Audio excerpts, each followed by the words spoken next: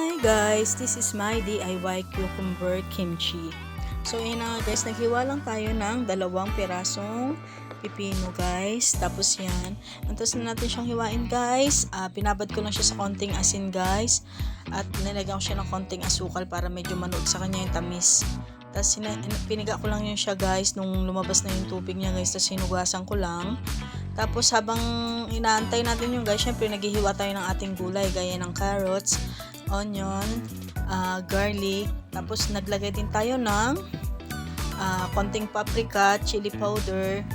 Tapos tinimplahan natin siya ng asin, sugar. Tapos guys, nag-DIY na lang din ako ng sesame oil. Since wala kaming sesame oil, ang ginawa ko sa kanya ay sinangag ko lang sa mantika yung sesame seed. Tapos medyo dinuro ko para medyo lumasa. Tapos tinimplahan ko pa ulit siya ng chili powder kasi medyo nakulangan ako guys.